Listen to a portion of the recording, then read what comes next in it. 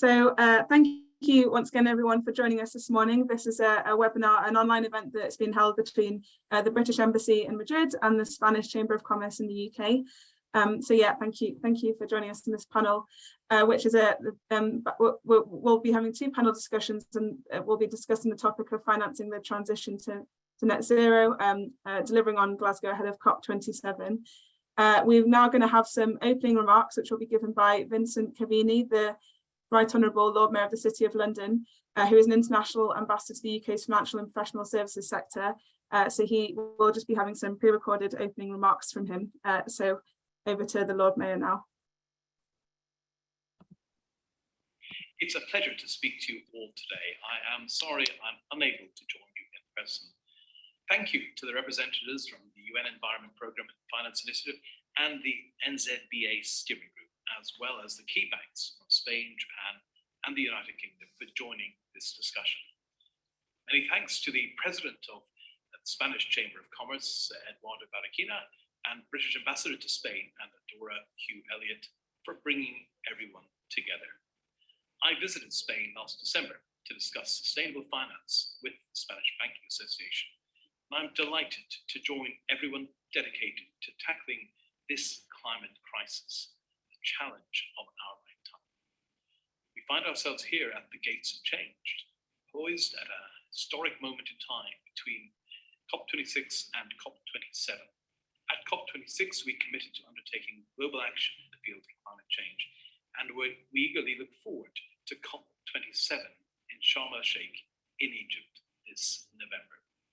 The importance of keeping up momentum and pace is imperative if we want to have any chance of keeping global warming below 1.5 degrees. It will be necessary to cut global emissions by half between now and 2030 and achieve net zero emissions by 2050. Spain and the United Kingdom have made great strides together to understand how we can do even more to transition to net zero, and together we can use our respective expertise and innovation in financial services to support a more sustainable global economy. Banks have a pivotal role in accelerating the transition to a low-carbon economy and directing financing towards activities that are aligned with the Paris Agreement. The Glasgow Financial Alliance for Net Zero, GFANZ, is a strategic forum bringing together the leading net zero initiatives across the financial sector. Its membership now spans over 450 firms from 45 countries with combined balance sheets of more than $130 trillion. As part of this alliance, the Net Zero Banking Alliance launched on 21st of April 2021, and 7 Spanish banks, Santander, BBVA, Caixa, Banco, Sabadell, and Banco have now joined. They're all working to deliver the action needed to limit global warming to 1.5 degrees centigrade. Inspiringly, every major systemic bank in the G20, along with the world's largest insurers, pension funds, and asset managers, are calling for TCFD disclosure. Over 2,600 institutions across 89 countries support TCFD. At least 35 countries, including the G7, have committed to moving towards mandatory TCFD-aligned reporting requirements. Be that as it may, to achieve our climate goals, every company, every financial firm, every bank, insurer, and investor will still need to change. All forms of finance will be required to support the scale, speed, and the funding to make these vital changes. As countries manage the increasing impacts of climate change on their citizens' lives. The challenge of mobilizing billions to make the transition involves a critical role for the private sector. The financial sector plays a very important role, not only in mobilizing the funds, but also in aligning all sectors of the economy with the Paris Agreement. I'm pleased to say that already over 30 central banks have committed to stress testing their financial systems against climate risk. These exercises cover over 60% of global greenhouse gas emissions. Furthermore, the network for greening the financial system has grown from 8 to 95 central banks and supervisors since its launch in December 2017, with both the UK and Spain in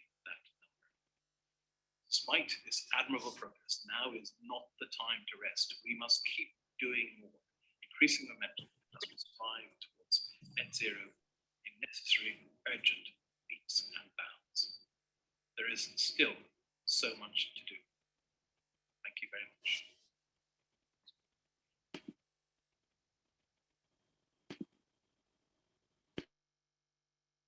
Brilliant. That's great. Thank you to him. Well, it was pre-recorded, but thank you anyway. I'm now going to introduce Nigel Topping, who is the high-level champion for climate action of COP26, who is also going to be giving some opening remarks. Over to you, Nigel. Thank you, and good morning, everybody. It's a pleasure to join you.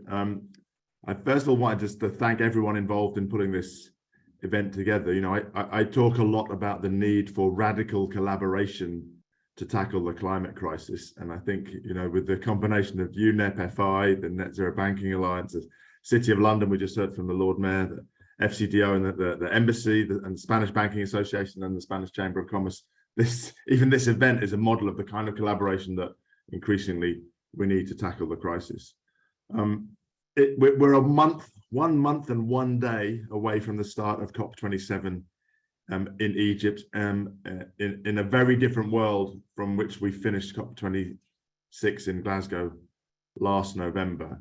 But I think the role of the role of banks in financing the transition, the just transition to net zero, is going to be even more important and more highlighted in Sharm el-Sheikh than it has been up to date. The COP27 incoming presidency from Egypt have made very clear that they want to focus on the implementation of commitments that were made in Glasgow, and particularly on the mobilization of private finance in emerging markets, so that we'll have less of a focus on negotiations, although there are some challenging and difficult negotiations still to take place, and more of a focus on how governments, development partners, and private finance partners are coming together to finance actual projects, and get over what is sometimes a stalemate, a standoff between countries saying we have lots of project and no finance, and providers of finance saying we have loads of finance and no projects. So I think the role of the Net Zero Banking Alliance is going to be crucial in this conversation, in the context of the broader role of GFANZ. And as the Lord Mayor says, when Gonzalo Munoz from Chile, the Chilean champion, and I launched the Race to Zero in 2020, part of our vision was that we would be able to see by COP26 that the whole of the non-state actors, as the UN describes, those of us who are not national governments, so private finance, private business, cities, and states and regions as well, would be really mobilized by Glasgow, so that the launch of NZBA and the recruitment of over 100 banks from 41 countries, representing approximately 40% of banking assets globally, was a huge signal in Glasgow of the whole of society, the whole of private sector getting behind this transition. And of course, all of these announcements were also met with a lot of skepticism by a lot of members of civil society in Glasgow. So part of our collective job now is to demonstrate that we're all delivering on commitments. And I'm looking forward to all of the initial group of signatories from NZBA delivering their interim targets for 2030 or sooner this month within the timetable that you all committed to. And we know that each financial institution has to set its own science-based target, but of course this collaboration within NZBA and within GFANZ working groups to provide the tools and analysis to help institutions implement those commitments are going to be key to accelerate that sort of pre-competitive learning that's going to be necessary for us to go at the pace we can go. And I'll say something at the end about how fast I think we are going. So within GFANZ, of course, we have these 3 work streams of implementation of commitments, mobilization of private finance in emerging markets, and then policy engagement.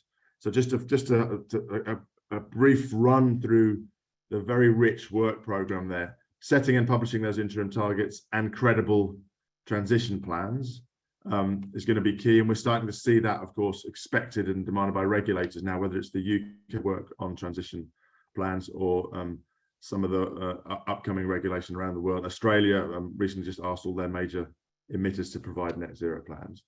I think that the NZBA's practitioner-led work on transition finance and guidelines for target setting is going to be more important than ever in the complicated macro background we have at the moment. Some of the GFANZ work on financing the managed phase out, the early phase out of high emitting assets in a just transition is going to be really crucial. It's very complex. It involves multiple stakeholders. It needs to be handled with real nuance so as to avoid accusations of greenwashing, but nevertheless is going to be crucial because we know that there's a lot of fossil fuel assets that will need to be retired before their original planned economic life.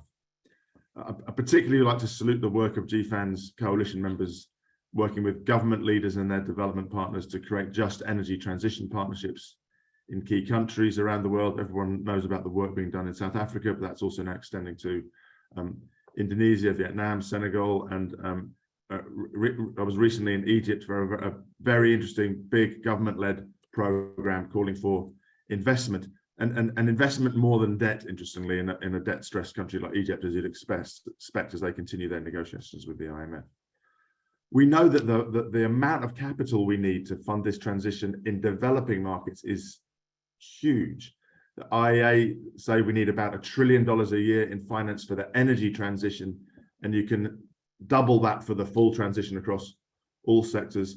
And we know the research from Vivid and McKinsey, which we published with GFANZ for COP26, shows that approximately 70% of that capital must come from private sources. So the focus on the 100 billion in public finance, important though it is for building trust, is nothing like sufficient.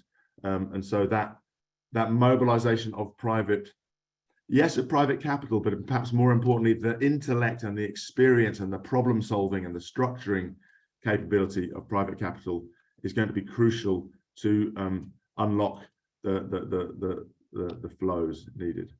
I'm very grateful with Mahmoud Mohidin, my Egyptian counterpart, to those banks and financial institutions that are already financing projects on the ground in Africa, Asia, Latin America, and the SIDS. And for those of you who've taken part in the regional fora we've been putting on to bring project initiators and providers of capital together, there's been some very interesting constructive conversations come out of that from interactions with both banks and asset managers and project originators about the need for earlier involvement, earlier transparency of pipelines, and recognizing that a pipeline is an active metaphor. You have to move projects along the pipeline through interaction with multiple partners.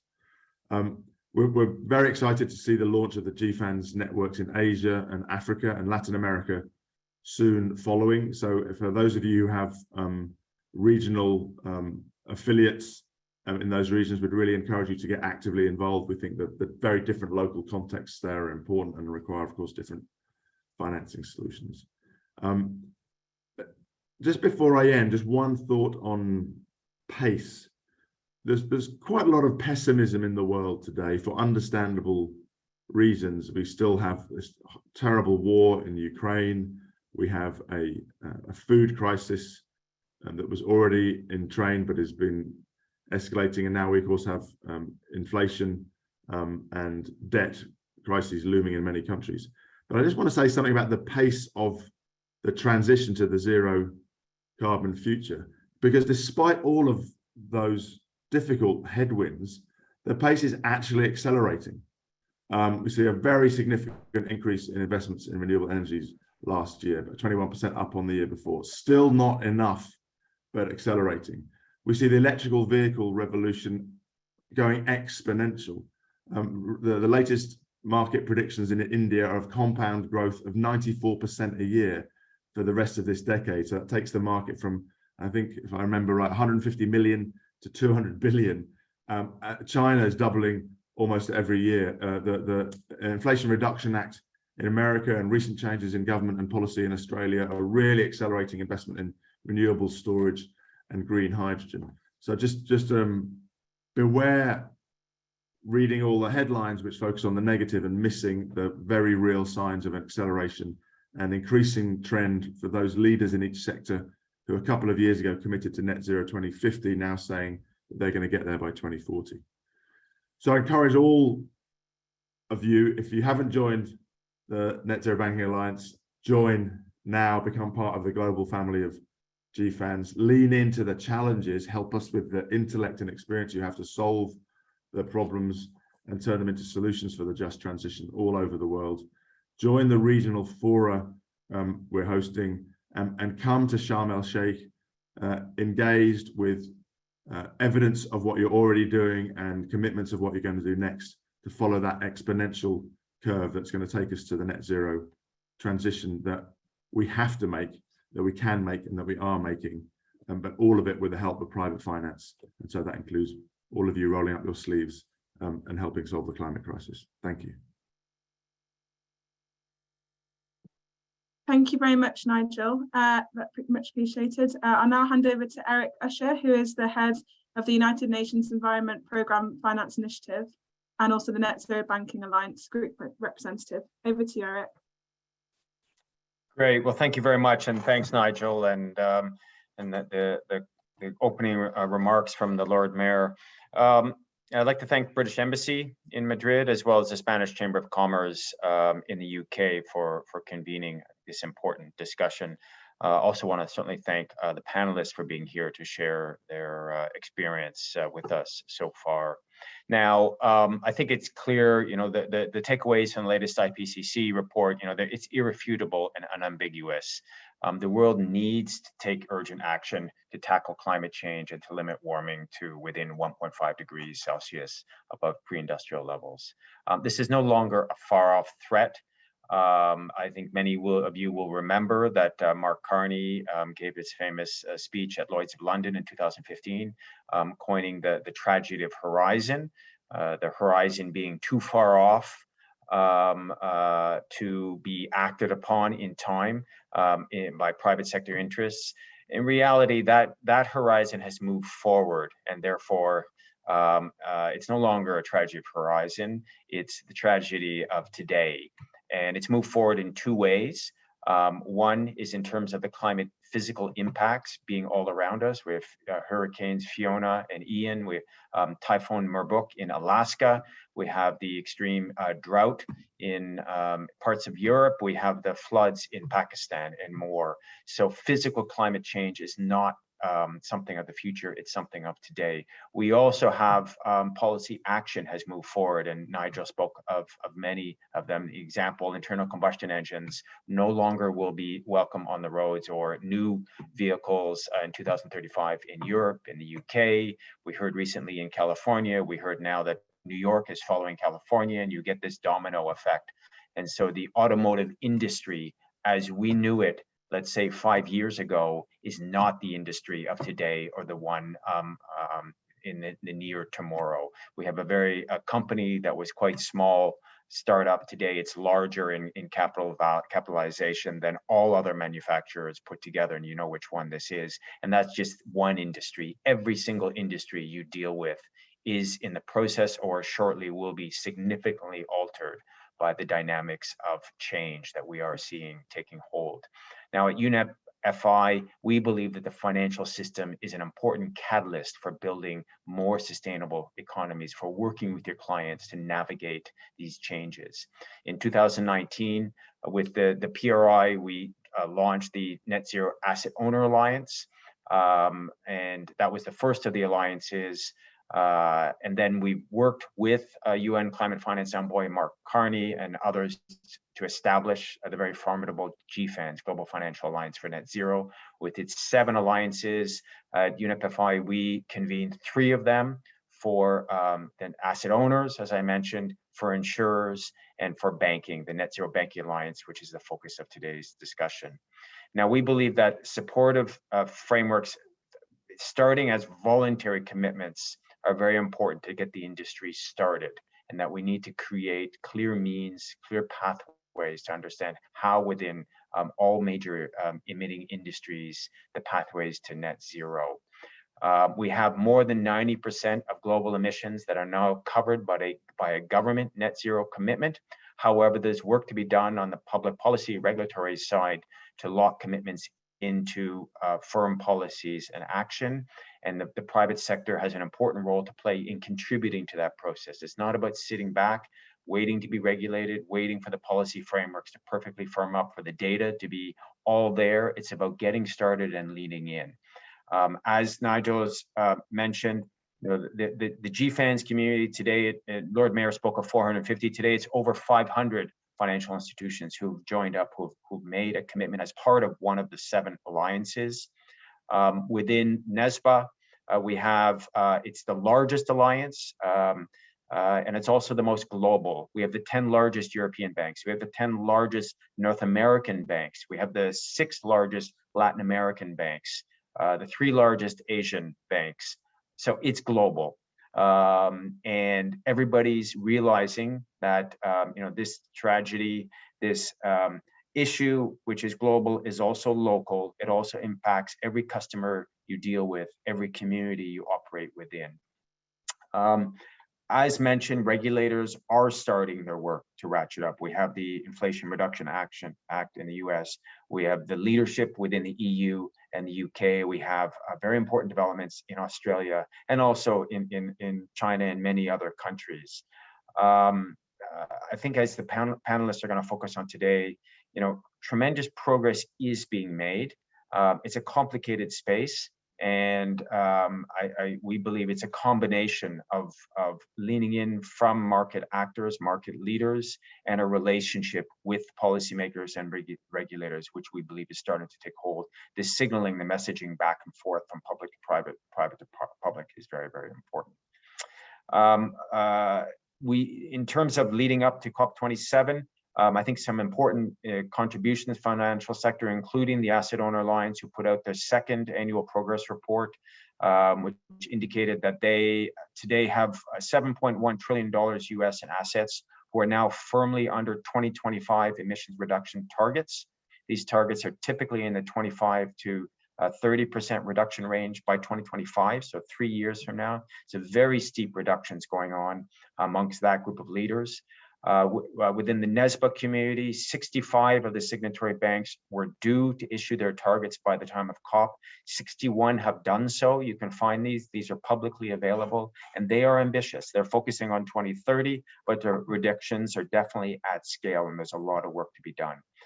With so much at stake, climate mitigation, it's never been more important, and we really, in the financial sector, we need to be working diligently to fulfill the responsibility to the net zero transition. With that, I look forward to hearing the contributions from our panel today and learning more about how you're implementing the next phase of net zero ambition. Thank you very much. Thank you very much, Eric. Much appreciate your words there. Okay, so it's now time for the first panel session, which is going to be on an update of the planned sector transition planning framework developed by GFANZ and issued for consultation in June, and a drill down into banking-specific issues highlighted in the NZBA implementation guidance under development. This panel is going to be opened now by Eduardo Barrachina, who is the president of the Spanish Chamber of Commerce in the UK. Over to you, Eduardo. Thank you very much, Hannah, and welcome everyone to the panel session 1 this morning. At the Spanish Chamber of Commerce, we are equally committed to these challenges, and we are very privileged to see that a number of our patrons, like Santander and BBVA, participating today, are extremely committed to the challenges raised by global warming, and at the same time, by all the agreements reached in Glasgow and essentially all the strategies that we'll be discussing at the panel. I'm delighted as well that we continue to work very closely with the British Embassy in Madrid, and equally I want to express my gratitude to the 3 panelists, Tomo, Remco and Alice, and of course Ángel. Governments and private sector firms around the world have committed to achieving net zero with the goal of limiting global warming to 1 degrees. Around 10,000 companies, organizations, and subnational governments have joined the UN Race to Zero, committing to achieve net zero greenhouse gas emissions by 2050 at the latest. And indeed, as it has been mentioned earlier, to fulfill these commitments and drastically reduce greenhouse emissions, real economy firms, and we have a number of them in the panel later in the second one, with the support of governments and the financial sector, must decarbonize the business activities and scale climate solutions to replace greenhouse emissions, products, services, and assets. So financial institutions are key in this fight and must develop the actual strategies to align the business activities with a net zero pathway that limits warming to 1 degrees. I'll be very interested to hear the panel discussing the different strategies that have been contemplated in previous reports. For example, financing the development of scaling of climate solution to replace high-emitting technologies, activities, or services, financing or enabling companies that are already aligned with 1.5 degrees pathway, financing real economy firms which work in a transparent and apply robust net zero transition plans in line with the 1.5 degree pathway. Finally, whether financial institutions are financing or the accelerated managed phase out of high emitting physical assets. So this it's a complex strategy, and I will welcome the panel and particularly Ángel, if panelists can discuss a number of challenges. And maybe as a lawyer, I'm thinking of greenwashing, whether there is whether we need to worry about labeling, transparency, and accountability as well. What are we doing to develop a higher ambition public policy plans, for example, I mean climate disclosure, including transition plans and taxonomy. Taxonomy, the European Union has already been very active on that front, and I'll be very, very curious to see what the panel has to think about that. And what do we have clarity on national plans to transition the specific sectors to net zero? Do we think that main participants of the real economy are ambitious enough? And by this, I mean the accelerated uptake of emerging technologies or the adoption of robust transition plans. So there's a lot to discuss in this panel. And I do express my gratitude again on behalf of the Spanish Chamber of Commerce. And I hand over now to the moderator, to Ángel, and we all look forward to all the points you all have to discuss. Thank you very much. Thank you, Eduardo. Thank you very much. Good morning, and again, I should again express my gratitude to the British Embassy and to the Spanish and British Chamber of Commerce, and of course gratitude to the three panelists we have with us today. We have Abascal, Executive Director for Public Policy of GFANZ. We have Usher, Head of Climate at UNEP FI, and Antoni Ishikawa, Managing Director of Government and Global Affairs at Mitsubishi, and representative of the steering group at NZBA. As a matter of conducting this panel and make it the most fruitfully possible, I should start with a general question to each of you, and then we would go into a debate. If you don't mind, and we're ready to go from in a top-down approach, and the first we should do to help our audience to understand what's going on is to clarify the role of each of the institutions, and we should start with Alice as a representative of GFANZ, then follow with Renko, and then with Tom. I would ask Alice, GFANZ was founded in 21 to to coordinate efforts across all subsectors of the financial sector, so that a single voice could be heard by G20 leaders and help to leverage the commitments and the transition toward net zero. I mean, I think at least we should start by updating what has been so far the role of GFANZ, what have been the achievements that we have got so far, and the role it plays vis-a-vis versus the 7 alliances that integrate under the umbrella of GFANZ. So could you give us a hint of the advances so far and the guidelines that were published in June? What type of effect you think they will have on the new commitments undertaken by the 7 alliances? Yes, thanks very much, Ángel, and thanks to everyone for being here this morning. So as mentioned, GFANZ was founded last year in April, and then we sort of built up our membership in the run up to COP.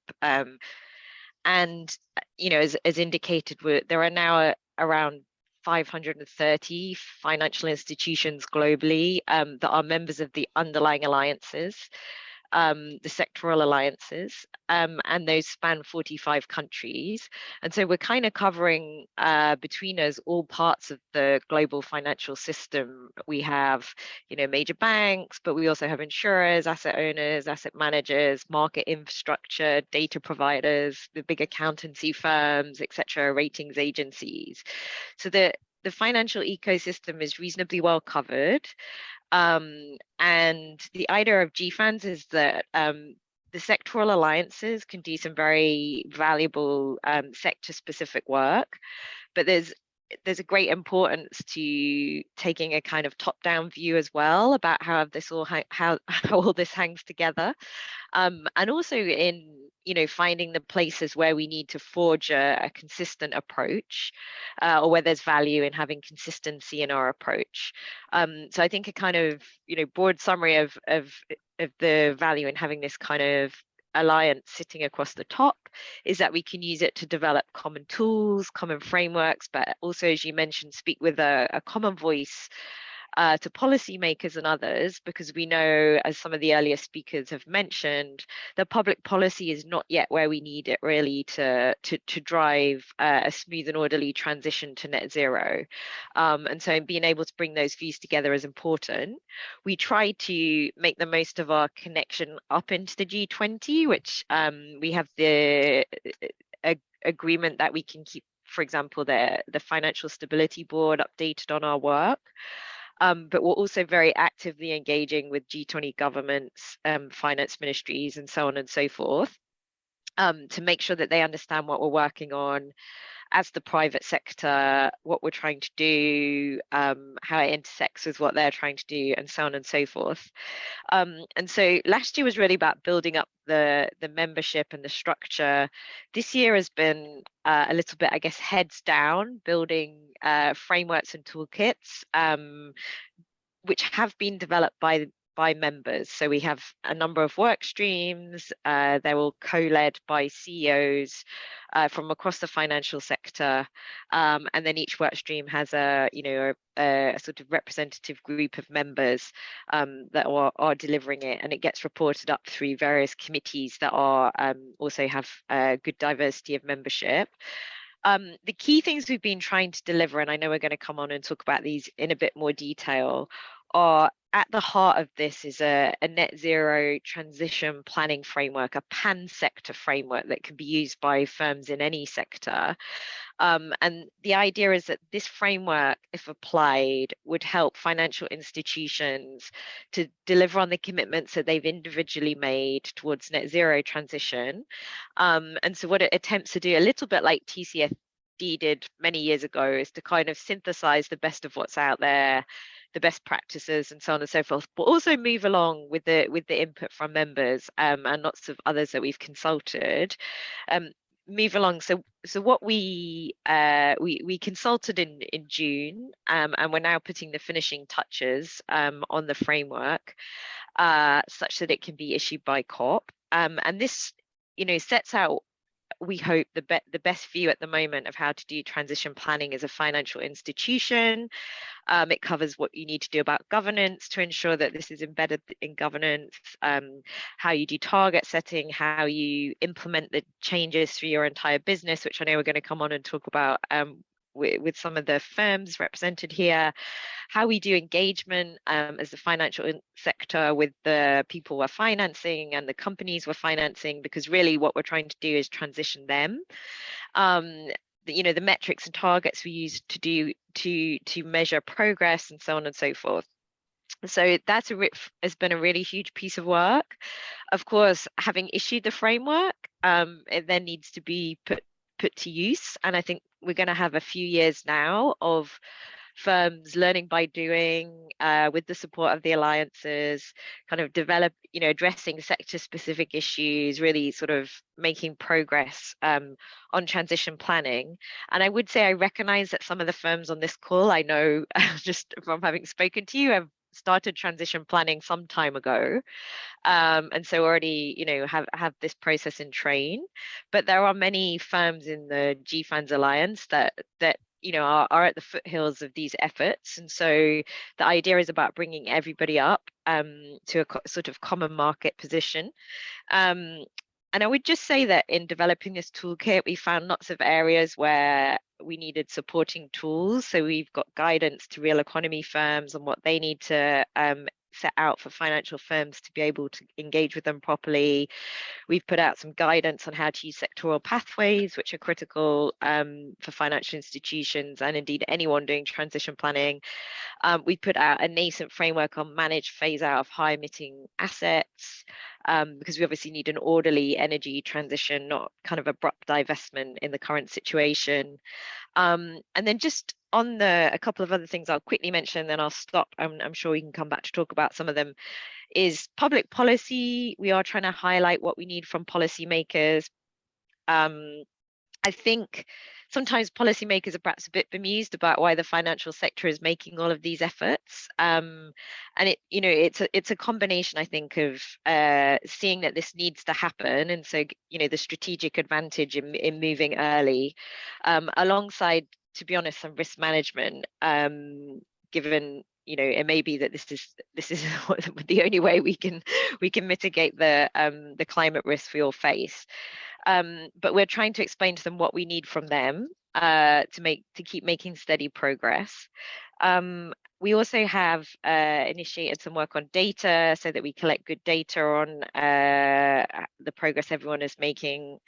And as mentioned, we're doing a lot of work with specific countries at the moment to try and unlock some of the barriers to capital mobilization, because we don't want the effect of all of these advanced economy financial institutions taking transition planning seriously to be that everybody pulls back even further from cross-border finance, which I think has taken a hit post-COVID anyway. So we're really working with a number of members and work streams to try and see what the barriers are for private finance, flag those, try and get progress on those, using specific countries as the kind of forum to do that. And someone earlier mentioned the JET-P process. We're trying to engage with the JET-Ps to sort of put into practice these kind of conversations about how to get private finance where it needs to go to finance transition. Thank you. Thank you, Alice. Thank you, Alice. Now, let's move to Renko. Well, Renko, as representative of UNEP FI, UNEP FI and principles of responsible investment, you launched 2 years previous to GFANZ, that is in 2019. You launched the first platform, bringing together institutional investors to commit towards the net zero. Later on, when GFANZ was launched, you joined and commercial banks and insurers were added. What is the rationale for UNEP FI involvement in this work with the private and financial sector? I'd like to know what is what is the role and I mean, and what is the relationship between the original alliances and the later one that has been added with the overall GFANZ? Is it a matter of recommendations? Are they binding? Could you expand on that? Thank you. Yes, I can, Ángel. Thank you very much for the question. There's a big picture component to that question. I'll tackle that first in terms of the fundamental role of a UN agency like UNEP FI, and then try to cover at the end, the more specific question around how the three alliances that are convened under GFANZ, the three alliances that are convened or co-convened by us relate to each other. So first, in terms of just UNEP, and why is UNEP doing this? UNEP is an intergovernmental normative, we call it, UN agency.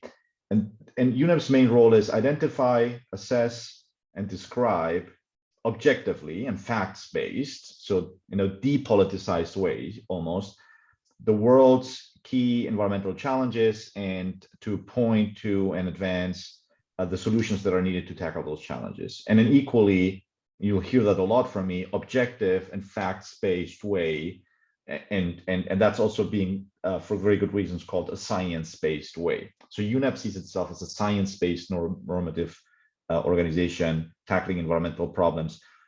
Most of, if not all of these environmental problems are at the interface of economy and environment.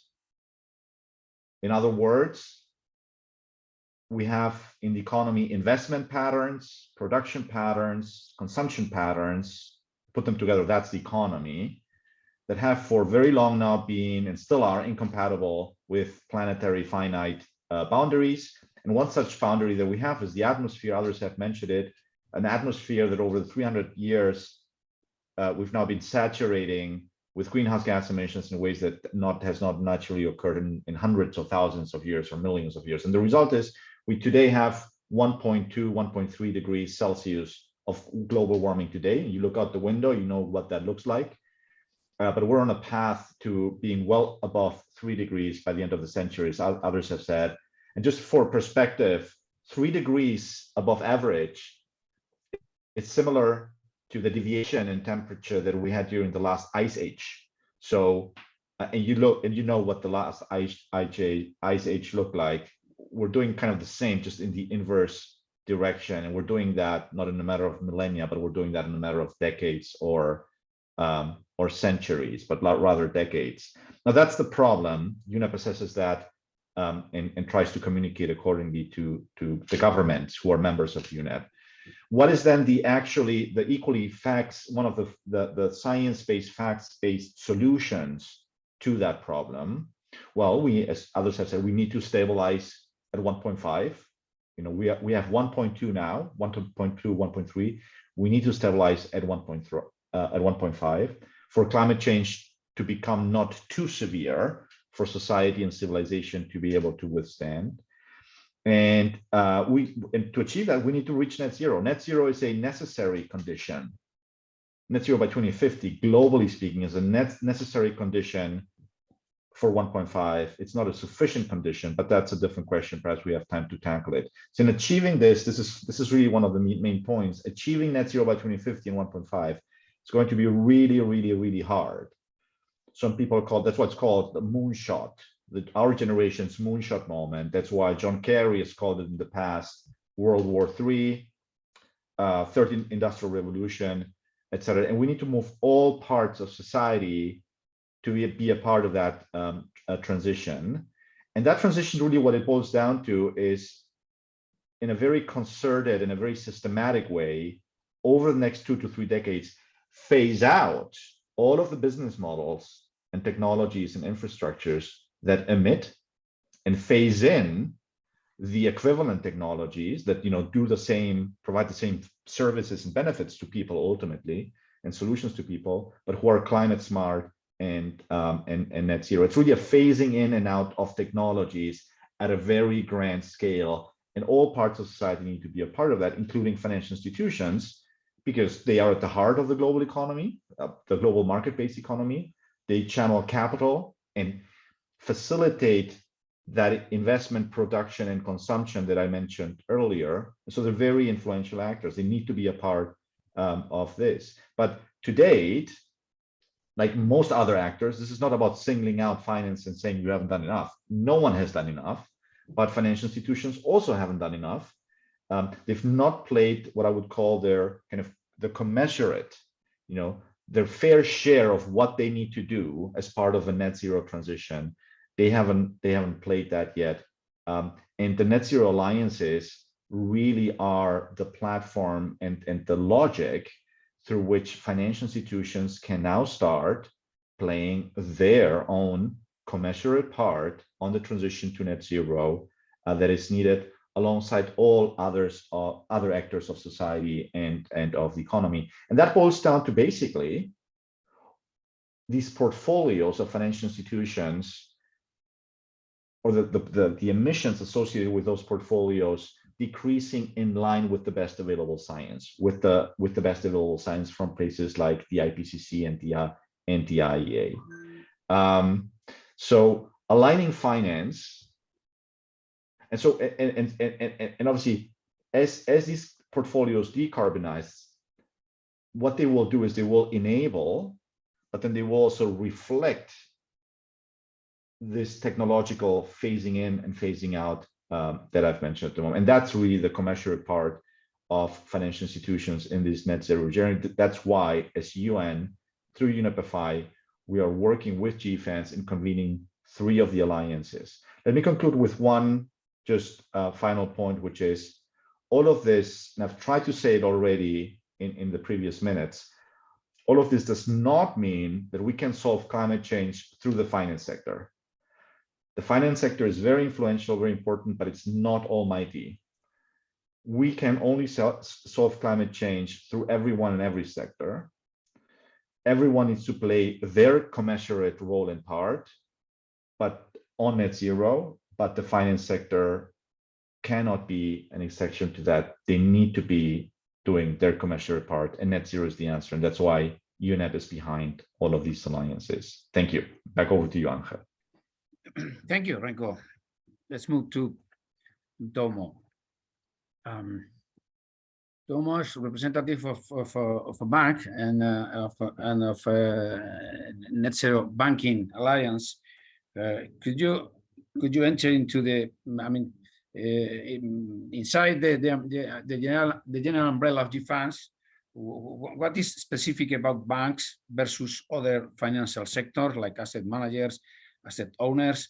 I would like you to comment on that, and as well on whether you have some advances regarding the guidelines for NZBA according to the guidelines that were issued by GFANZ in June.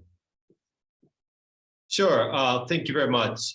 Thank you for the invitation. Let me first of all start by saying that we, MEFG as a Asia or Japan headquarter bank, we're very active in GFANZ, but also at Net Zero Banking Alliance. And as you heard from Alice, GFANZ is covering common themes or common topics, and we are probably one of the most active banks within the GFANZ. So we are very much involved in the working group that Alice heads, but also in the Financial Institution Transition Plan Task Force as well, working group. But I also sit on the steering group of Net Zero Banking Alliance with Banco and others. I also chair one of the working group under Net Zero Banking Alliance that just published the Transition Finance Guide. I'm happy to come back to this later. But so I want to talk about Net Zero Banking Alliance, but also GFANZ, and try to connect the dots. What is it that GFANZ is trying to do, but what is it that at the subsector alliance, Net Zero Banking Alliance, trying to do to facilitate transition of the real economy, as we've been hearing from Alice.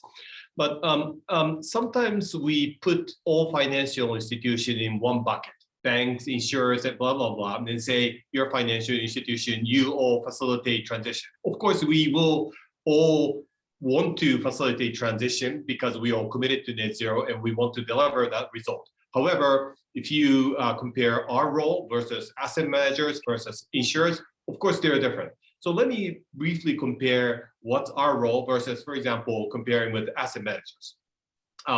If you're equity investors, let's say you're buying or selling stocks, you always want to be outsider, not outsider meaning legally, right? You don't want to be an insider because you will not be able to trade, buy or sell stocks. So you want to be outsider, but basically you will basically make investment decisions based on public information. That's their business model. And therefore, what I'm sure they will appreciate corporate making transition plans based on GFANZ framework and make it public. And I hope the ISSB and other disclosure framework will basically make mandatory listed companies to publish their transition plan, and hopefully they're all credible transition plans. So if you're investors, you will basically relying on public information, and they will make investment decisions based on public information. What about us? What about banks? You know, the way we operate for the past, I don't know, 50 years, maybe 100 years, 200 years, I don't know how long, but our engagement model vis-a-vis our client is not based on public information. We don't just look at their annual report and say, do we want to lend or no? That's not the type of engagement we do. We, commercial banks, we talk to our clients every single day, whether it's the CEO, CFO, but we also talk to working level people within finance division, et cetera, et cetera. So we proactively go and get information.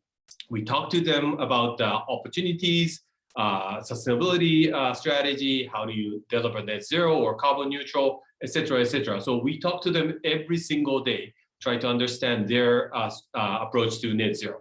So that's us, right? We have vast majority, enormous amount of information. And by virtue of this activity, we just don't, we are not expecting all information to be comparable. However, we go out and try to understand the strategy of our corporate client to understand, you know, their transition plan. So maybe it's easy to, if you think about the matrix, right? So on one hand, you think about information access being expensive or very limited, but on the other axis, think about comparability. So in our case, we have tons of information, but they're not comparable just because we have a lot of information. But if you're investors like asset managers, I'm sure they want to look for comparable information, but the amount will be limited. So think about this matrix. And as you can imagine, banks versus asset managers have different role. I'm not suggesting which one is more important or less important, but just to try to put into context so that people understand what's the role of banks versus asset managers, and what is the significance of disclosure framework that the GFANZ has published, or the ISSB, et cetera, et cetera. One thing, when we talk about disclosure, one, how should I say, caution that we always have to think about is when we make disclosure framework comparable, comparability is important for asset managers. However, the flip side of comparability may be that we may create winners and losers. Of course, if you're a winner, that would be great. You will be able to fund the cost very competitively. That's great. But what about losers, right? If you start publishing all the data, we may create losers. And we think our responsibility as a bank isn't just pick winners and support them transition to net zero and forget about losers. That's not the business we're in. So we hope to, how should I say, as an entire ecosystem, we need to move the entire ecosystem to net zero, as opposed to just pick winners and forget about losers. So how do we deliver, leave no one behind its strategy when it comes to net zero? I think it's a challenge that we all have to consider, because as we all know, unless all of us become net zero, there's no way we will be able to solve the problem, as Remco mentioned, 1.5 degrees or 2050 net zero. How do we do that? Including Asia, including the high emitting sectors. That's the core or the target audience or sector that should transition, not just the green or the activities that are sustainable already. And that's the concept or the principles of the transition finance guide that we just published. Actually, it was just 1 hour ago, 2 hours ago, that the Net Zero Banking Alliance published this transition finance guide. The key concept that is that not only financing those that are already sustainable or aligned to net zero, but we also need to facilitate transition of high emitting sectors. And happy to come back connecting this dot of Net Zero Banking Alliance and GFANZ, because sometimes it's challenging to understand what GFANZ is doing and Net Zero Banking Alliance are doing, but there's clearly aligned or coherence between what GFANZ is doing and NZBA Alliance is doing. So I don't know if we have time, but if the time allows, happy to discuss how we try to connect the dots to make sure that the message or signal that we're trying to send to corporate client is consistent between GFANZ and NZBA Alliance. Let me stop there. Thank you. Thank you, Tomo. Thank you, Tomo. Now, going back to Alice. Okay, securing and well, we all want to make that transition as orderly as possible. This is really tricky, and certainly it is much more tricky and difficult since at the beginning of this year we had this horrible war that has changed, as Nigel was saying at the beginning. It has changed in some way the perception and the overall society attitudes towards energy consumption, energy technologies, and in general the priorities on this transition to net zero. How do you approach from GFANZ? How do you approach this orderly transition? Do you think that this new perceptions has changed the mood, and should we instead to accelerate from the Nigel mentioned that some countries like China and India are accelerating and doubling every year their commitment to new investment. What will be the approach from GFANZ in terms of guaranteeing this orderly transition in this new environment of energy crisis brought by war, and what is the whether there is a difference between the developed and emerging countries? Well, you probably have to, in order to make it orderly, you have to be aware of the different sensitivities in one of each parts of the world. Thanks very much. Yeah, it's definitely a challenge. And I mean, I would start by saying that I think what we're trying to do is help create kind of frameworks and toolkits that enable financial institutions to take decisions in a sort of structured way to achieve orderly transition, rather than being ourselves super prescriptive about what technologies one should invest in and, you know, what mix of energy and so on and so forth. I mean, what underlies all of the commitments that financial institutions in the Alliance have made is that they have committed to net zero transition by 2050 using science-based pathways. So we do encourage firms to go to those and look at what they say about different energy mixes and so on and so forth, because, you know, we have to work with the science here. How are we trying to help them transition smoothly?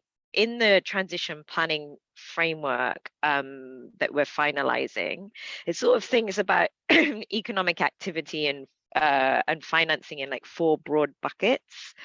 And each one is slightly distinct. So it's clear that we need firms to support a ramping up in finance in a bucket that we might loosely call climate solutions. So those are the kinds of technologies and energy sources and so on and so forth that we need for the new transition aligned economy.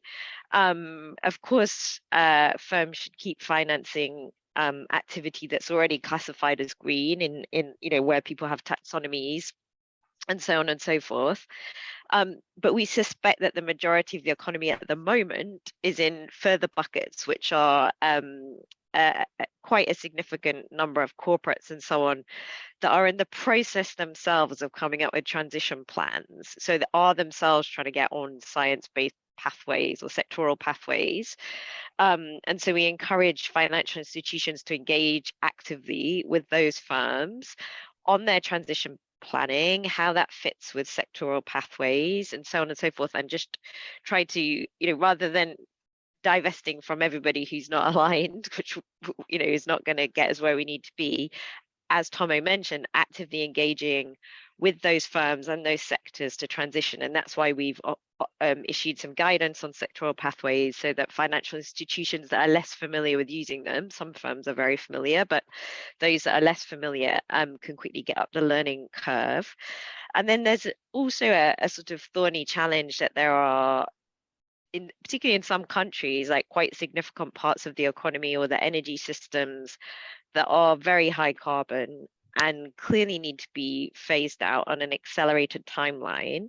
What we're trying to do is, we can't just, we really need to ramp up renewables spending, of course, but we also just can't turn those off. And a lot of these very, coal-fired power stations, etc., are, there are emerging market economies that have very high dependencies on that kind of power.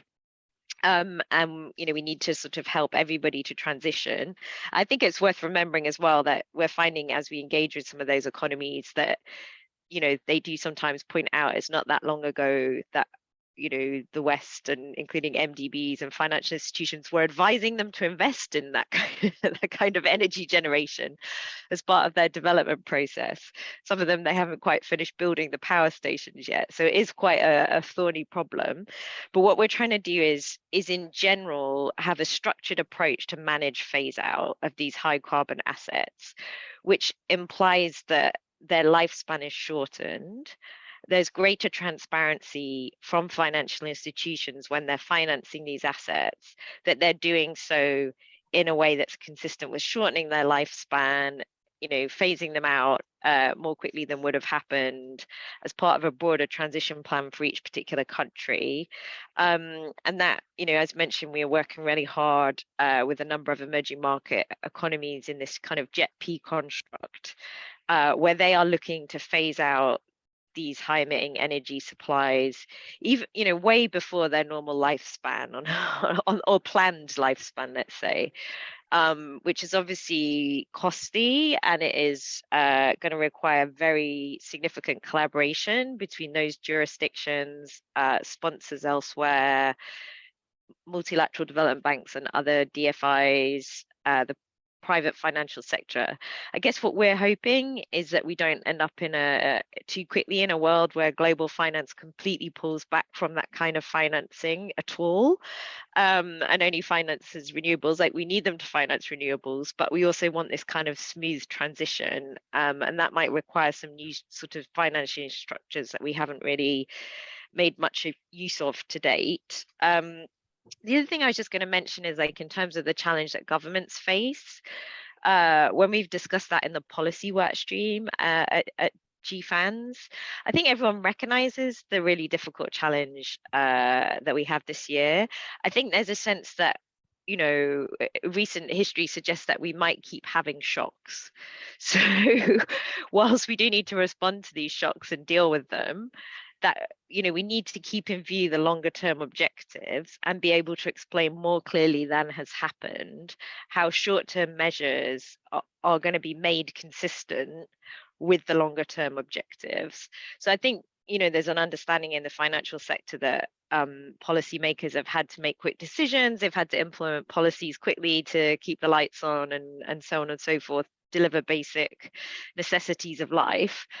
But at the same time, they now need to circle back and quickly explain how they're going to get back on track, because otherwise, we have a confusing muddle of net zero commitments.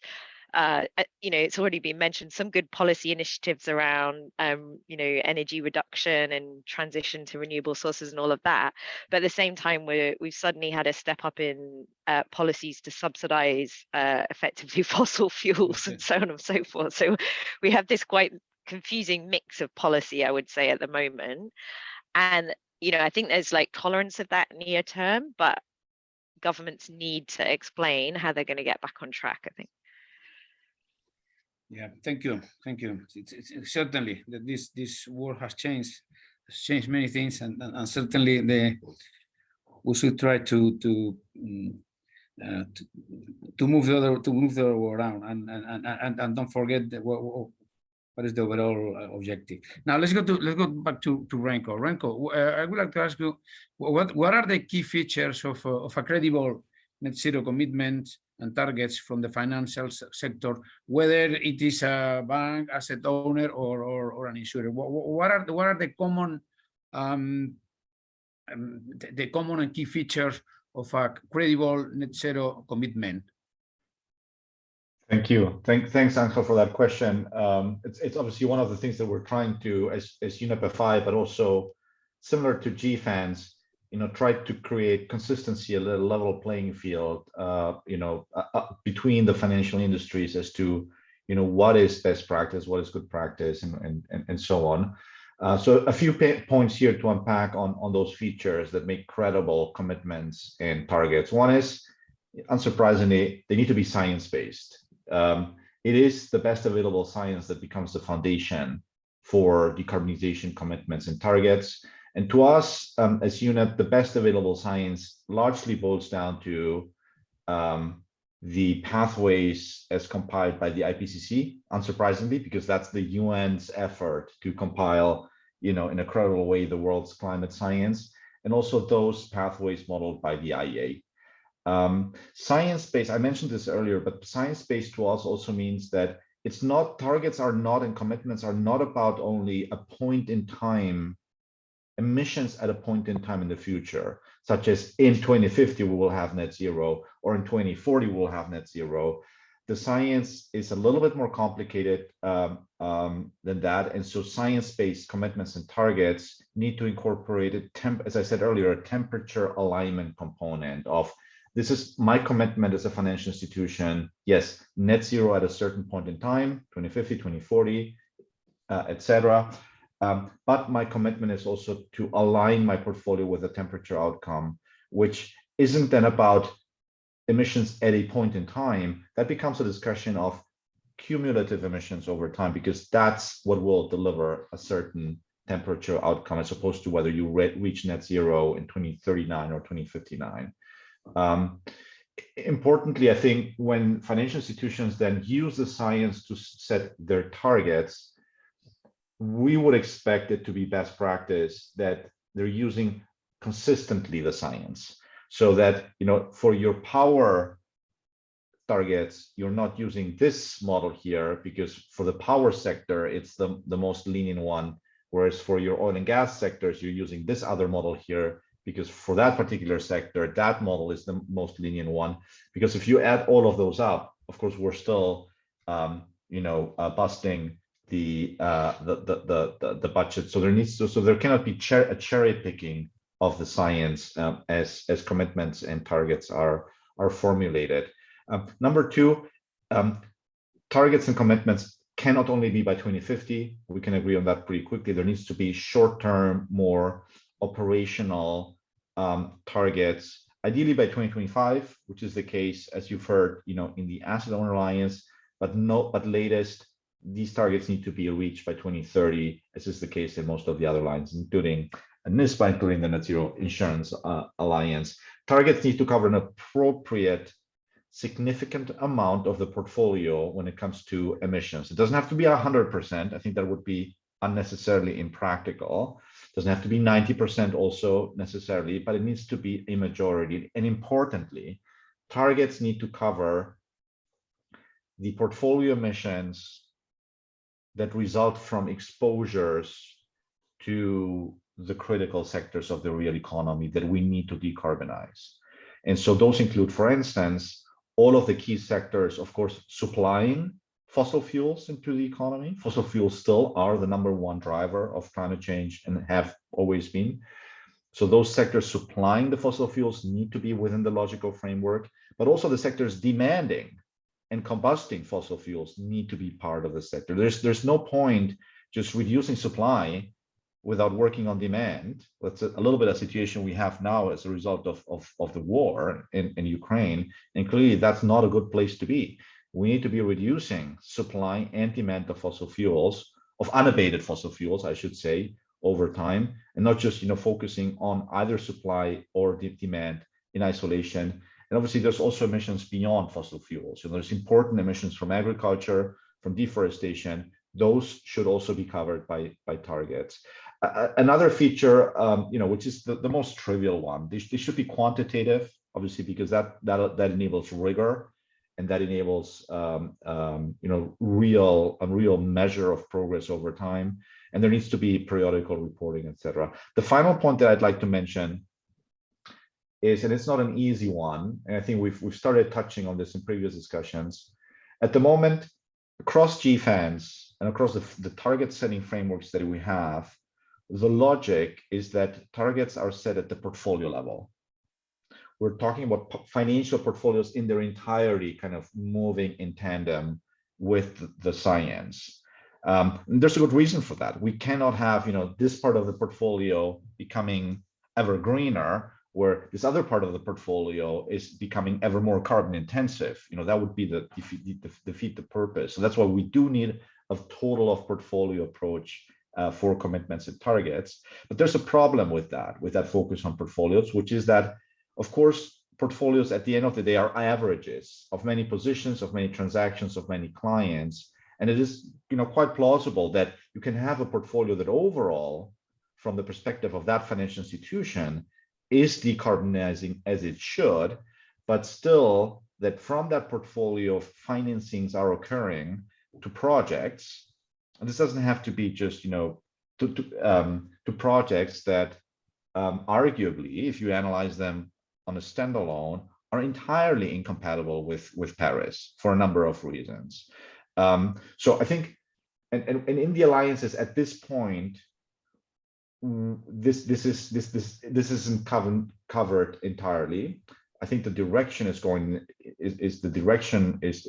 there for the future. I really hope that the alliances and GFANZ can do a little bit more of this. So in a nutshell, I think at the moment, best practice is considered to be at the portfolio level. I think in the future, best practice will be considered to be, there needs to be targets in the focus at portfolio level, but then there also needs to be targets and a focus at the transaction level, both regarding the unhelpful transactions. So transactions towards, for instance, expanding coal that everyone would agree, the science is very clear that is not compatible. But then also, looking at the transactions that we absolutely need to go towards things such as, renewables and the climate solutions. We're still at this point, despite exponential growth, we're seeing too little financing going in that direction. Of course, again, I hope the alliances go in that direction. We will support them as UNEP, go in that direction. And of course, in a way that is always respective of antitrust law constraints and requirements. Thank you. Thank you, Renko. Well, we are a little bit out of time, so let's have a final question for Tomo. Your firm is a member of NZBA, and you are an active member of the Alliance work. Can you give us an update of NZBA's deliverable to facilitate transition, and how do they interoperate with GFANZ output?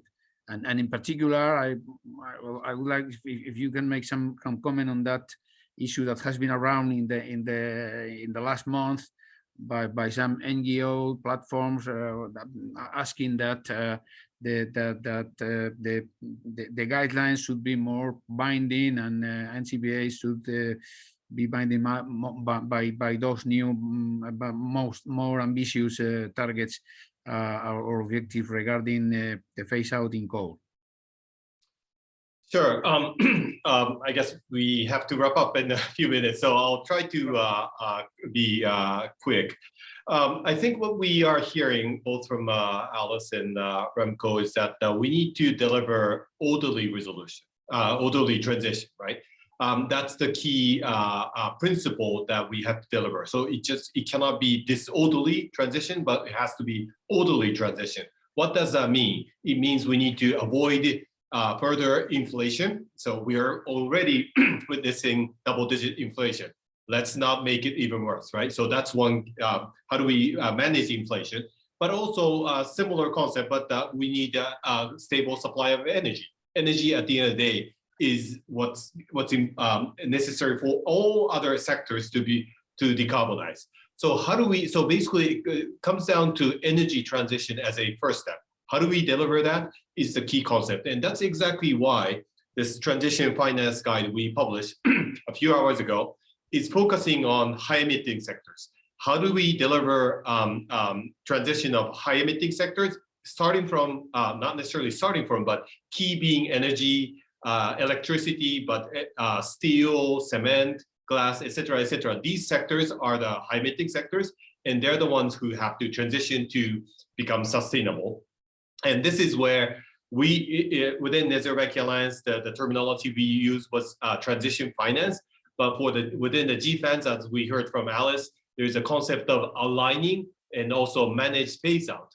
Those two are, to some extent, I would put it in the transition finance bucket, because at the end of the day, transition is all about making, I don't want to use this brown terminology, brown versus green, but to make it simple, brown should become greener, and at the end of the day, green. So that's aligning. But for coal, for example, thermal plants, they have to be managed phase out, whether it's just decommissioning or repurpose, retrofit, etc., to become ideally zero emission thermal, after several years. So that's the managed phase out, the concept that the GFANZ is launching. So we, from financing perspective, we will consider it as a transition, but the aligning or managed phase out, they're the key concept that will deliver transition. And as I said, when I say transition, it's not disorderly, but it's got to be orderly transition. Let me just quickly discuss Asia challenge, and maybe it's similar in Europe. In Asia, as we all know, high growth, so that means they need more energy, less CO2. How do we deliver that? Again, it goes back to energy transition discussion. So Alice mentioned about JET-P. JET-P is about energy transition. So I think it's important that we all think about how we deliver energy transition in Europe, in Asia, in US, etc., Latin America too. So I think that's the key output or outcome that we need to deliver as an alliance, GFANZ, asset owner, insurance, etc., All of us need to try to achieve the same objective, as opposed to just thinking about financing green and picking the winner and forget about losers. The point I was trying to make. So I think it's important to think about the whole of economy transition to net zero, and that we as a bank, we want to be part of that initiative to facilitate that journey to net zero. Thank you very much. Thank you, Tomo. Thank you. Well, so we have run out quite out of time, so we should stop here the panel. Thank you very much, Alice. Thank you, Renko. Thank you, Tomo, for your very clarifying words and for helping us to understand this overall architecture of alliances for the financial sector regarding the transition to net zero. Thank you very much to all of you. And now we should move to the next panel. It's going to be presented by Maria Abascal. Maria, I see here. I see her here. So Maria, thank you very much. Maria is the General Director of Asociación Española de Banca. They have been very, very active since many years ago, but especially I try to remember when at the COP27 in Madrid, they led the commitment of all the Spanish banking community regarding the commitment of the Spanish banks regarding the reduction of their emissions. So Maria, thank you very much. Thank you very much, Angel. Good morning, everyone. I would like to start by thanking the Spanish Chamber of Commerce in the UK and the British Embassy for organizing this interesting event and for inviting me to participate. It's really a pleasure to open this second panel on the progress of banks after signing the Net Zero Banking Alliance. So I would like to take the opportunity to explain the importance of climate commitment. So why is this important? I would like to give some background. As you all know, the International Panel on Climate Change concludes that we need to reduce by 45% emissions in 2030 to meet the goals of the Paris Agreement, as has already been explained.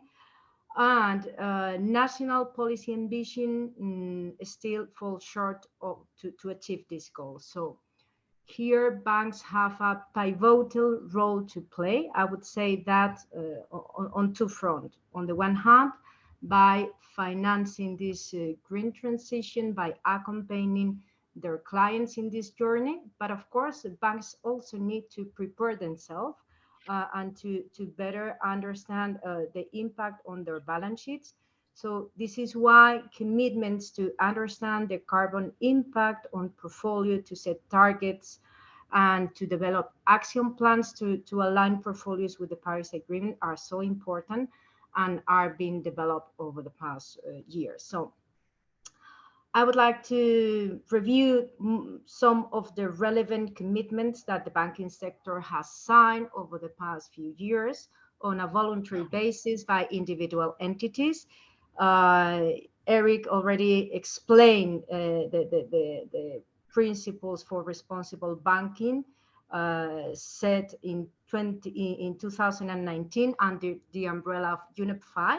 So this is one of the most relevant commitments, and is focused on strategically aligning banks' portfolios with the United Nations Sustainable Development Goals for a positive environmental and social impact worldwide, while looking at critical areas such as climate change, nature loss, pollution, and social issues, among others. Over 250 banks, which represent almost half of the global banking industry, have now joined this committee. Following, banks set also the collective climate action commitment. The purpose of this international commitment is to align banking portfolios with the Paris Agreement. In Spain, as Ángel mentioned, under the umbrella of COP25, 95% of the banking sector in Spain signed this collaborative commitment to climate action. Later on, in 2021, we had the Net Zero Banking Alliance, and this specifically addresses climate and carbon emissions. It provides technical guidance, peer learning, capacity building on the development of net zero pathways in accordance with this 1.5% Celsius degree ambition. And here again, well, we are very proud that in Spain, we have more than 75% of the assets of the Spanish banking sector join this relevant alliance. And also, of course, the Spanish Banking Association has supported all these commitments.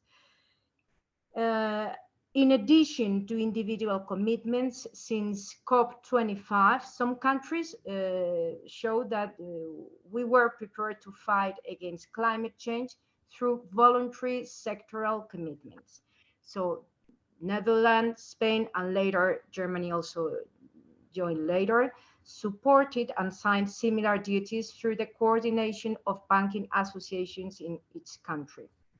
Some of these national commitments also benefit from governmental involvement, and it's really good opportunity to discuss challenges and opportunities with governments to seek solutions to facilitate transition and to remove identified obstacles. I would like just to mention some of the benefits of this sectoral line of work, and is that the introduction of a level playing field, both at national and international level, to align portfolio. That's very relevant. But also the mere and the very existence of a platform for exchange best practices among peers, and also to discuss, of course, challenges with the government and banking associations. So that's really very useful for us. In the Spanish Banking Association, we have made a huge effort to enhance sharing of best practices, and also to align the knowledge of many of our entities, not only because most of them were already committed to the collective commitment to climate action, but also because, I mean, we have here the representatives, because we could learn a lot from Santander and BBVA experience, that they are, of course, in the forefront of the sector. And in that sense, Spanish banks, with the assistance of the Spanish Banking Association, SECA, which is the Saving Banks Association, and ICO, we have all worked together with the aim of achieving a common language, which is also a critical issue. So in 2020, as part of this program of knowledge alignment, banks have joined several task forces with many professionals from different areas to share experiences with each other through workshops or webinars. In 2021, it has been really a year of a lot of work, and we have made also huge progress on different fronts. First, in the preparation for climate risk stress test of the ECB, and here in particular, Spanish entities have obtained energy certificates and evaluation of the exposure to physical risk of the mortgage portfolio in Spain. Second, we have had, as a natural consequence of this experience of the leading entities complying with the Net Zero Banking Alliance, a workshop with jointly with Santander and BBVA. So they very generously share their methodologies, obstacle learning, all the process they have done with the rest of banks. And finally, a third initiative was supported by FINRESP. The Center for Sustainable and Responsible Finance in Spain is an association with the participation of the banking sector, but also insurance and investment fund. And they have published interesting documents during this year, such as a catalog of support service provider, and also a handbook with tools and methodologies to incorporate sustainability factors in the financial activity. I would say that, well, these commitments are a good starting point to discuss the challenges. And I would also explain a little bit what are the challenges for the sector. So the first one would be how to ensure level playing field. So diverse market environment seems to reduce the effectiveness of climate actions by banks. So to overcome this challenge, banks will need to agree on a set of basic rules. Second is how to do transitions with all clients. And here, we need all relevant actors to develop ambitious long-term climate strategies. As I said before, banks have a pivotal role in supporting SMEs on their journey towards developing Paris-aligned business model, and also in, well, raising this awareness. Third is data, or sometimes the lack of data, to measure GHG emissions. We need to further work on this awareness among some clients to have reliable data. Fourth is methodologies. We have methodologies for some assets, but we are still developing methodologies for other. And finally, I would like briefly comment on reputation, because it's true that for reasons beyond banks' control, banks may find themselves in a position where it is not possible to meet their own commitments or even regulation, I mean, because of lack of data or some other challenges. So this can create a worrying reputational effect. So for me, this means that we all need to collaborate, to work together, of course, to also to make progress at the same time. And to sum up, climate crisis is an urgent matter. We really need to act now. Banks really have a privileged position to participate in this green transition. But of course, we need to work with other sectors and maybe more important, with the government to achieve this goal. As the chair of the Spanish Banking Association always says, to finance the green activity is easy, but it's more difficult to finance the transition. So I'm sure that you, Tony, Lara, and Tracy, you will elaborate further on that. Thank you very much. Ángel, the floor is yours. Thank you. Thank you, Maria. Thank you very much.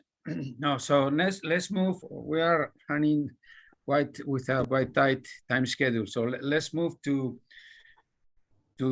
our panelists. Well, after in the first panel, we had representative of UNEP, of GFANZ and NZBA. In the second panel, we are moving to entities. And let me explain why it's important. One of the main principles or ideas behind this race to zero is the so-called leadership practices. That is learning from institutions that are doing the things better and faster. And I think we have here 3 representatives of those best practices. We have 2 banks from Spain and 1 bank from the UK, according to this joint Spanish and British and Spanish initiative regarding this conference. We have from Spain BBVA, Banco and Santander, and we have Standard Chartered. So I'm going to use the alphabetical order. Fortunately, in both cases, the name of the institution and the name of the person representing coincide the ordering in terms of alphabetical. So let me start with Antoni from BBVA, and Antoni BALLABRIGA. And I would like to ask a very simple question. That is, what does it mean for a bank like you to be a member of NZBA? Could you Yes, no, Ángel, thanks a lot. Great to be here with Lara and Tracy and share what we are learning now in this huge challenge that we have in front of us. So, well, we have set sustainability and net zero at the core of our strategy. It's a strategic priority for us. It is a journey that we have started in 2018, in fact, together with Standard Chartered and 3 other banks when we signed the credibility commitment. And then that we are very proud to become founding member of the Net Zero Banking Alliance. You know? So that's really great. I would summarize that there are 6 steps that we have done on the last 18 months that are very relevant, and some lessons learned. You know? So 6 steps that are very relevant. The first one is that we have set climate and net zero at the top of the governance of the bank. You know? So today we have a sustainability area reporting directly to the CEO, to the chairman, and the strategy and target are approved by the board. So this is the first step. No? The second step is that we have set a target on sustainable finance mobilization, 200 billion euros from 2018 to 2025, 75% in climate, and we are on track. I mean, we have already mobilized 112 billion euros. So well, this is something that we have to move forward. No? And the third key step we have done is that, as was previously said by Renko, no, we have set science-based targets by 2030 at sector level, no, following the guidelines that we have been working out together, and in line with the net zero scenario of the International Energy Agency. No, in fact, we have set targets in sectors like power, auto, cement, steel, also phase out on coal. But today we have just announced our target on oil and gas, with a target of reducing the 30% of our absolute emissions in this sector by 2030. No, in line with the scenario of net zero of the IEA. No? So this is absolutely critical, and so this is a key step that we have done. Also, we have set a key step is a plan to engage with our clients. We are working on that because it's absolutely critical to help the whole economy to transition, as has been mentioned. The further step is we are working very now with the most challenging part of the movie that maybe then we can comment later, is how to operationalize these targets into our business as usual and to our processes. We have done some steps there, developing methodologies to assess our clients' resilience to climate, and in order to embed this into our decision making. And finally, it's more important also, it's also very important that we have done a key step on engagement strategy with all our stakeholders, no? Through the Spanish Banking Association in Spain, also through the EBF at the regional level, for instance, here in Europe, but also at the global level through UNEP FI and GFANZ, no? So what we are learning that is a huge challenge, that is a truly transformative process for the bank. It is a learning process, so we have to iterate, and we have to have a deep understanding of the challenge of our clients and the needs that we have from regulators as well. And also that what we have learned is that we need to collaborate and work all together with the whole industry to develop the right path that we need. No, so that's a great opportunity to become a member of the Net Zero Banking Alliance, and thanks to UNEP FI for the work that they're doing as a secretary. Thank you, Tony. Thank you. Let's move to Lara from Santander. What have we done since we joined the GFANZ?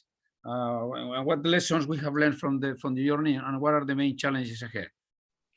Thank you, Ángel. Thank you, the Spanish Chamber of Commerce, UK Embassy, and everyone here. Really pleased to join you and keep sharing lessons, challenges. This is a common goal. It's not about who gets first to the finish line, but ensuring that the last one comes with all of us.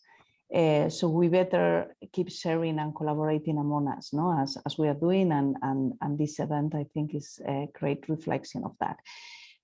What we have done in this journey, I mean, I think I will try not to duplicate, because journeys, it can be similar somehow, but not to just repeat what other colleagues have said, that I fully agree. No?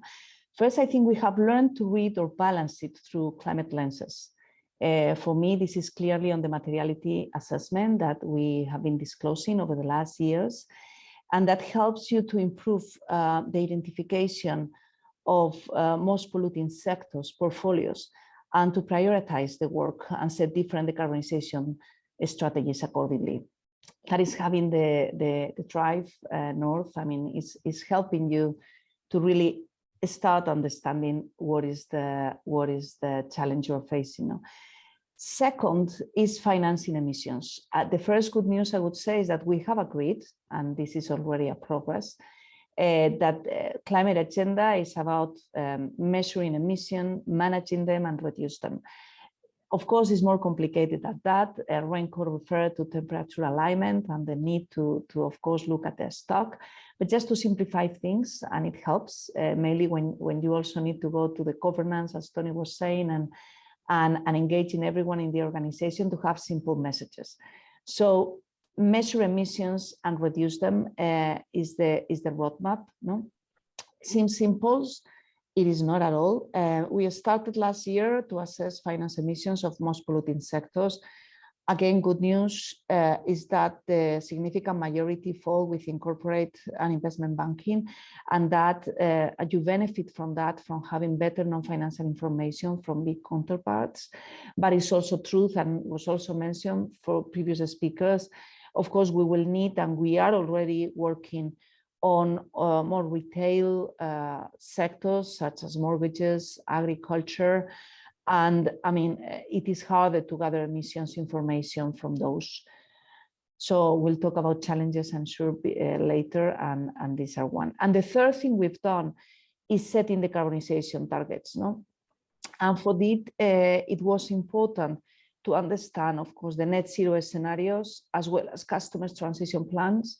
We need to understand those, and it has been fundamental. Net Zero Banking Alliance target setting guidelines, and GFANZ also guidelines that were referring before. No, providing a consistent approach and guiding us individually, Santander, but also the sector. I mean, everyone.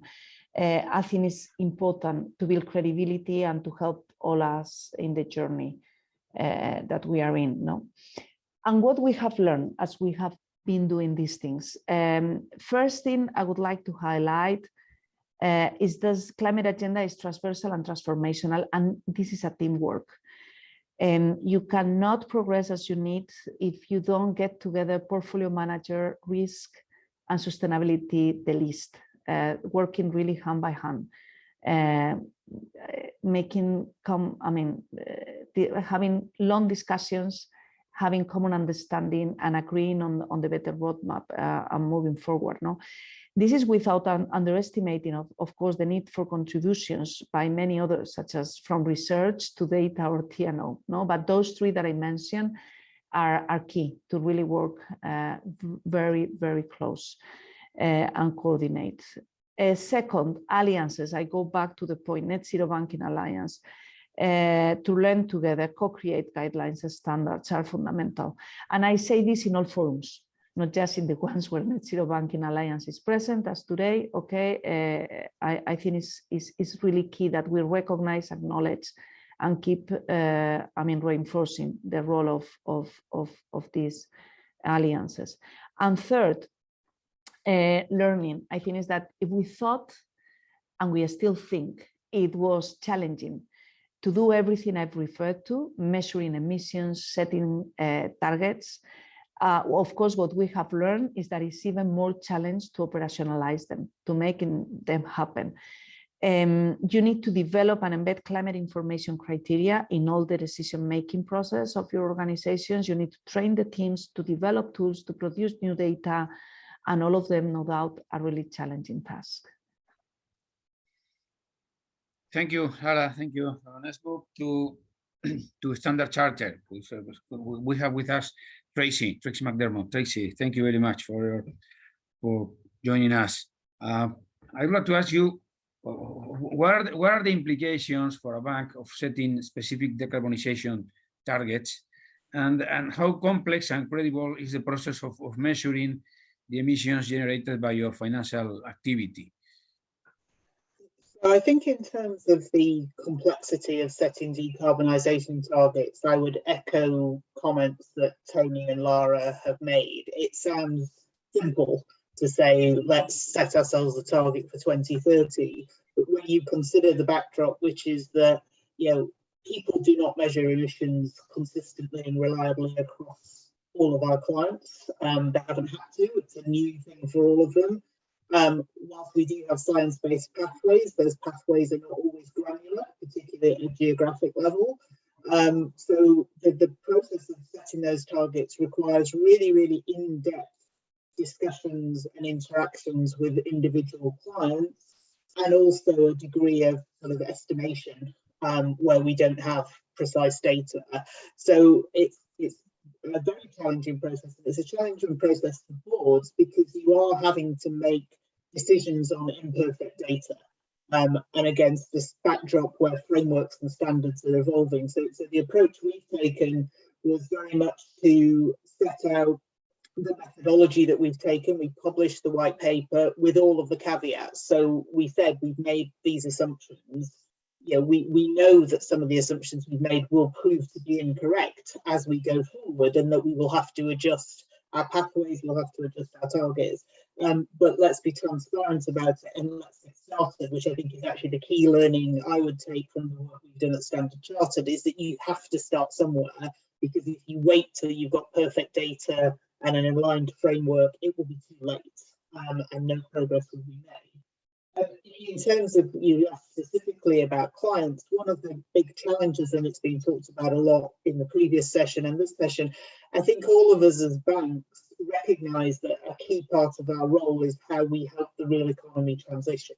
And that does require money, and that does require us to continue to fund areas in order to help heavy carbon clients become lower carbon in alignment with their own transition pathways. So again, it's a very detailed discussion with individual clients around what is your transition pathway, how are you intending to do it, how can we support?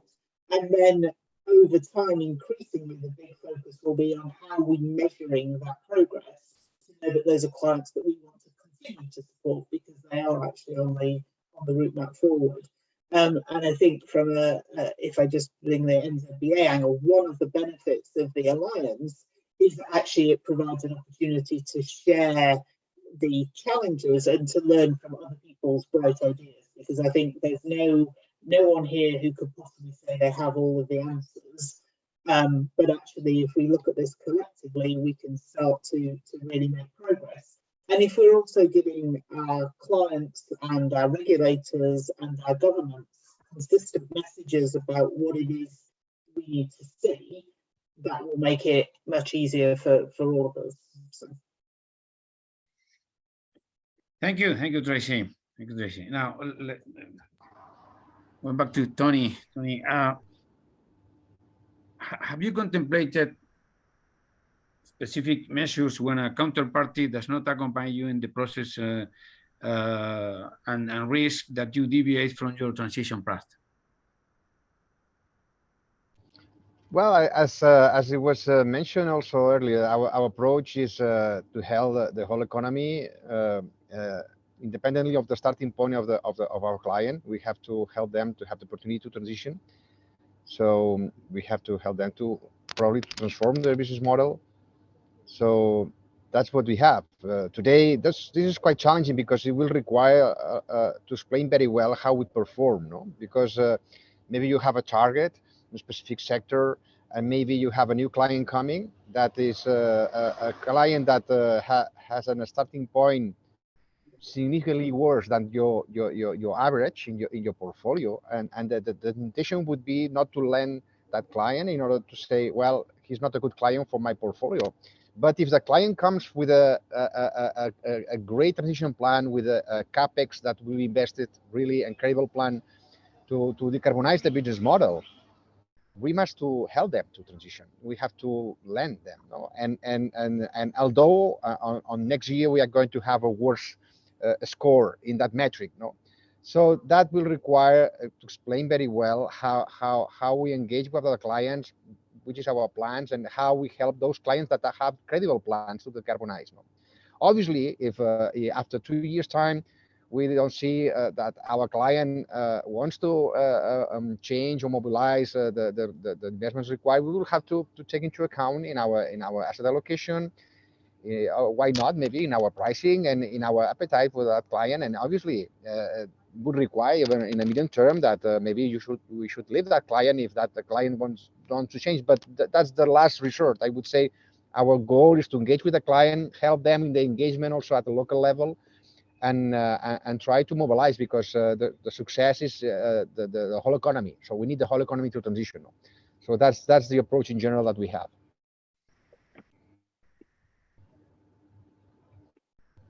Okay, thank you. Now, Lara, what are the? I mean, I would like to ask you, what are the main metrics that you are using to decarbonize in order to establish the intermediate and the intermediate objectives, and to improve the public information you give to the market in general and to the stakeholders? Thank you, Ángel. I mean, of course, main reference, I mentioned it before, is finance emissions.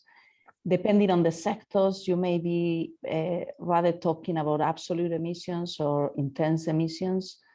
And this, of course, very much depend on what is relevant for the sector, how these alignment scenarios, as Renko was referring before, we need all these to be science-based, to be referring as much as possible to standards. What is that they are referring to, okay? And I very much agree with Tracy when she was saying, oh, I mean, one of the challenges we face, of course, is we need to take relevant decisions based on information that is not complete and sometimes not optimum in terms of quality. I think that is one of the main challenges that we face, data availability and quality of it. Going back again to my comments, quality is very dispersed across sectors, across segments, kind of customers. We need corporates and other entities to progressively increase the disclosure of climate information for strategies and targets to rely on accurate data in terms of scope and calculation methods. We also need the availability of all the type of data related to retail customers, energy efficiency certificates for all the buildings, things like that. They do exist, but they are not always available, not freely, not open. They should, that's our view. In the meantime, of course, we are also combining gathering information directly from our customers and also working with data providers. They may be useful, but still lack complete information. And we have seen, for example, in the last ECB stress test, that they may be even, I mean, underestimating emissions in some cases, or just biasing data, not intentionally. It's just a matter of going back again, the lack of complete availability. No? And I will end also by saying, in terms of how was Tony reflecting also, no? the relevance on effective engagement with customers. The main point to us is not what sector the client belongs to, is not what the starting point is. Here, the challenge, I go back again, is not financing the green. Of course, we all want to do such. It's greening the rest of the economy. And in order to do that, what we need is credible, complete transition plans, building trust, credibility, confidence among customer and of course, its financial institution, that we can help them on moving into that direction. No? And of course, I think governments can help here also on many sense. On what is the information that is expected to be disclosed by who, how we can make available information that is in the system, but sometimes dispersed and not fully accessible. And of course, yeah, I will leave it there. Thank you, Ángel. Okay, thank you, Lara. Tracy, among your stakeholders, which ones are the most concerned and aligned with your net zero commitments? So I think you will say all of them, of course. I will say all of them. I would actually start by saying that one of the biggest core stakeholders that we are focused on is our employees, our colleagues. This topic is something that people feel passionate about, which is fantastic because it enthuses and energizes them and it gives you lots of momentum within the organization. But it's also something that they really think about now as part of their employee value proposition. Can they be proud of the organization? Do they think we're trying to do something to help solve one of society's biggest problems? So I think employees are an increasingly important stakeholder in this. Clearly, our clients are the key stakeholders in terms of actually helping us to deliver on net zero. And we're seeing an increasing focus on these questions, probably still more focused on risk than on the sort of opportunity side of it from our investors. And we, as with everybody else, get an increasing number of questions from investors about how are we approaching this, what sort of information are we using. So I think you're right, it's everybody, but in terms of maybe the three groups I talked about, and you can have an even longer set of groups with regulators and everybody else, but those are probably the ones where we really think we can drive change through those three groups: our employees through what they do, our clients through how we work with them and how they support the transition, and our investors who we need to support us as we make some of those difficult choices going forward, and who need us to have approaches that they can compare and contrast across the industry. Thank you, Tracy. So it's clear that all your stakeholders are supporting you and clearly aligned. So it's clear to me that if I had, because we have time just for one question for each of you, and I'm going to have the same question for all of you, and we cover several aspects, but I would like you to concentrate on the one you consider more important. Well, it's clear that it pays to be green, it pays to be aligned, it pays to be committed. Your stakeholders support it. I would like you to make a final comment between these benefits derived from the commitments and the challenges that you face. What is the net algebraic sum of these benefits and challenges, and what would be your recommendation or your advice for? All three of you are leading banks that have taken a very leading position in the race to zero. What type of advice or recommendation would you give to banks that either they are not so far committed or they are committed but they are lagging behind you? Okay. Let's keep the same question, Tony. What is the net sum of challenges and benefits, and what type of advice you would give? No, I mean, I will encourage obviously any bank to follow this ambition. It's a learning process and very challenging, but obviously we have to do it. But let me highlight also some concerns that we have also put on the table, that we depend on others. You know? Our success depends on the success of our clients, and regulation is a key issue. So also Nigel pointed out in the beginning, that also, for instance, emerging economies, where the policy in some cases are very far from this ambition, and the banks that we are present here, Santander, Standard Chartered, BBVA, in emerging economies, we see that, we see that. So we need a lot to do, and not only in developed countries, but also in emerging countries. We really appreciate the work of GFANZ promoting, for instance, these country platforms. We are co-chairing one with Bancolombia in Colombia, and we are very proud of that, and we are learning a lot on that. We are now providing advice also to the European Commission to mobilize private finance capital to emerging economies. So we need others to take their part, in order to succeed. Otherwise, it won't be possible. And so that's something that we have shared a lot of times with Maria, with Lara here in Spain, asking more clear pathways for specific sectors. I really like a lot of the work that, for instance, Japan is doing. In the guidance that we have released today, there is a specific annex about Japan experience on how to provide guidance at a sector level. So I think we have to send clear signals to governments and states that the financial sector is ready to go. We are learning, but we are ready to go. So we need this ambition also at the regulation level. Otherwise, it will be practically impossible. Sorry, but I want to insist on that because it is very critical for us. Thank you, Tony. Thank you. Lara.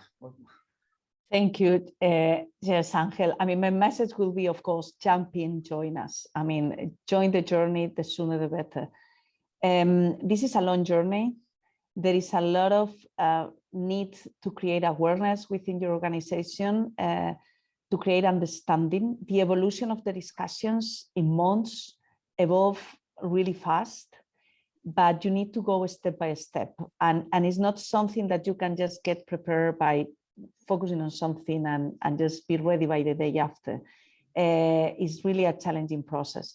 So the sooner you join, of course, the better. And I think good news is there is already, I mean, places, and of course, Maria referred to how the Spanish Banking Association has made efforts to connect across even different associations and within members. And also, I mean, internationally, we have seen European Banking Federation. I mean, at all levels, the intention is being helping banks, I mean, to join this journey and facilitate tools, knowing that it is really key for us to progress. And just reinforcing Tony's message that I fully agree. We've seen in Japan, we've seen also Biden administration recently, I mean, identifying pathways for energy efficiency, industrial electrification, low carbon fuels, feedstock energy sources. I mean, these are the kind of roadmaps that we need. So to ensure where we need the financial flows to go, we do have our responsibility as banks to direct financial resources towards these goals. But we need authorities to set the pathways and how do they expect sectors to transition, of course, working with them and in collaboration with different stakeholders. Thank you, Lara. Tracy, what would be your message? So I think two things I would say. First, there are enormous challenges in doing this. We've talked about how hard it is to set targets. It's even harder to operationalize them, but that's nothing compared to the challenge the planet faces that if we don't do it. So those are challenges we have to take. And on the flip side, the benefits they will come in terms of our ability to support the transition and to be profitable in doing so.